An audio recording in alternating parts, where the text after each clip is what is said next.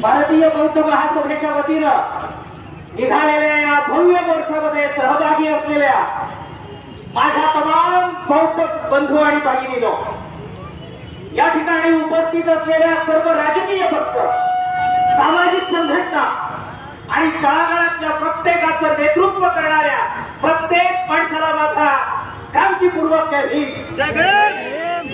बंधू आणि भगिनींनो, या ठिकाणी आपण सर्वजण या उन्हा काळात इथं आहात. हा मोर्चा कशासाठी निघाला? सामान्य माणसाची ही धडपड या धाराशिव शहरापर्यंत आज काय येऊ घातले हे प्रशासनासह आपल्या सगळ्यांना कळावं म्हणून मी आपला वेळ घेतोय. काय ही समस्या ज्याच्यामुळे शांतप्रिय असलेल्या या बौद्ध माणसाला रस्त्यावर उतरावं लागलं? काय असं कारण घडलंय की ज्याच्यामुळे बौद्धांचे जे धम्मगुरू आहेत त्या धम्मगुरूला आपलं विहार सोडून रस्त्यावर उभारावं लागलंय? आणि म्हणूनच ती जे बोलणार आहे ते आपल्या सगळ्यांनाच नव्हे तर तमाम जाती धर्मामध्ये विभागलेल्या, संविधानावर प्रेम असलेल्या आणि संविधानामुळे त्यांना इथं एकत्रित राहता आणि नांदता आले त्या तमाम सर्व जाती धर्माच्या समुदायांना मी आज इथं बोलतोय. आपल्या माध्यमातून मी विनंती करतोय, हा समुदाय याच्यासाठी जमलाय की सम्राट अशोकानं इसवी सन पूर्व 250 मध्ये स्वतःच्या राज्याभिषेकाला 11 वर्ष पूर्ण झाली म्हणून अभिवादन करायचं ठरवलं. सम्राट अशोक हा बुद्धांचा न्यायी आहे आणि म्हणून सम्राट अशोक हा जेव्हा बुद्धगयाला गेला त्याला दिसलं की बुद्ध विहाराचे मोठे अवशेष त्या ठिकाणी आहेत. त्याला मोठं अप्रूप वाटलं, त्याला मोठं दुःख वाटलं आणि सम्राट अशोकानं त्याच वेळेला 1 लाख काशार्पण अर्पण करून ती संपूर्ण जागा स्वतःच्या ताब्यात घेतली. भावांनी बहिणींनो, मी आपल्याला ही गोष्ट मुद्दाम लक्षात आणून देतोय की सम्राट अशोक हा भारताचा सम्राट आहे, परंतु तो 1 लाख काशार्पण देऊन ती जागा खरेदी करतो. जे असतात ते कुणाच्याही अधिकाराचं उल्लंघन करत नाही किंवा ते हिसकावून घेत नाही. सम्राट अशोकाच्या स्मरेच्या तथागताच्या काळापासून तुमचा माझा लढा हा संविधानिक असलेला लढा आहे. तुमचा माझा असलेला लढा हा विधायक मार्गाने, लोकशाही मार्गाने असलेला लढा. सम्राट अशोकाच्या काळानंतर अनेक वर्ष म्हणजे 1891 पर्यंत या ठिकाणी 1 लाख बौद्ध अनुयायी बसून अध्ययन करू शकतील अशा पद्धतीची जागा त्या बुद्धगयेमध्ये उपलब्ध होती आणि तिथं बौद्धांचं अधिपत्य आणि बौद्धांचं त्या ठिकाणी अंमलबजावणी होत होती. पुढे झालं असं की अनागरिक धम्मपालाच्या काळामध्ये जेव्हा एक घमंडगिरी बराह नावाचा एक महंत त्या ठिकाणी आला आणि त्या महंतानं या सगळ्या विहाराच्या विटा उपसून काढल्या आणि स्वतःच्या तिथे एक मठ उभा केला. हे कोण म्हणतंय? हे कोण म्हणतंय? हे सुधीर कांबळे म्हणत नाही, हे भारतीय बौद्ध महासभा म्हणत नाही, हे म्हणतोय इंग्रज सरकारचा अभिलेख. माखाई नावाचा जो इंग्रजाचा अधिकारी आहे त्याने स्वतःचा रिपोर्ट त्याच्यासाठी बनवला. पाहिया योनसन यासारखे जे प्रवासी होते त्या प्रवाशांनी अशा नोंदी करून ठेवल्या. ब्रिटिशांच्या गॅझेटमध्ये याची नोंद झाली आणि म्हणूनच अनागरिक धम्मपाल यांनी स्वतःची केस त्या ठिकाणी नोंदवली.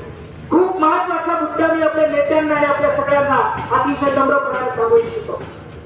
1895 ला DF मार्फत अहवाल जो होता तो कोर्टामध्ये उभा राहिला आणि कोर्टानं 102 पानाचा निर्णय दिला. आपल्या 102 पानाच्या निर्णयामध्ये कोर्ट असं म्हणालं की ही संबंध जागा तीच आहे ज्या ठिकाणी विश्वगुरु तथागत गौतम बुद्धांनी ज्ञानप्राप्ती केली तेच ते ठिकाण आहे आणि म्हणून ते ठिकाण बौद्धांच्या ताब्यात गेलं पाहिजे. या माध्यमातून आमचं सरकारला सवाल आहे, अजून तुम्हाला कोणता पुरावा हवा आहे?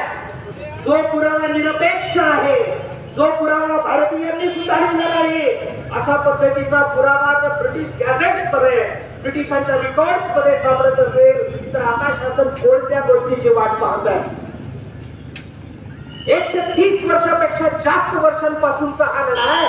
आम्ही म्हणतो आपली मागणी साधी आणि सोपी आहे.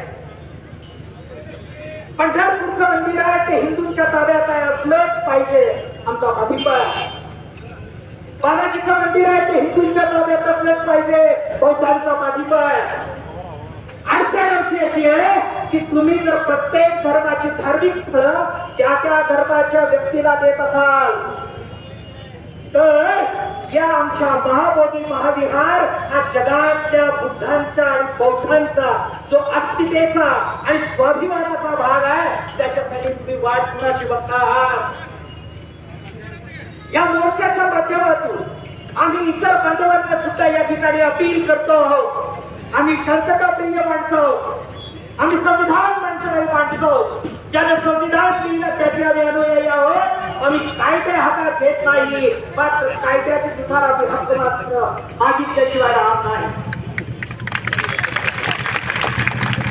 मी इतर बंधू आणि भगिनींना मी या ठिकाणी या संधीचा लाभ घेत आव्हान करणार आहे. इतर सवर्ण जातीतल्या माणसांना, मुस्लिम बांधवांना, इतर प्रत्येक जाती धर्मातल्याला माझं आव्हान आहे की भावा आणि बहिणींनो, हा देश जो आहे तो तुमचा आणि माझा. हा देश भारतीय लोकांचा आहे. ज्या ज्या वेळेला कोणत्याही धर्माचं आंदोलन उभारलं असेल, ते लोकशाही मार्गाने उभा राहत असेल तर त्या त्या वेळेला इथल्या बौद्धांनी त्याला बिनशर्त पाठिंबा दिला.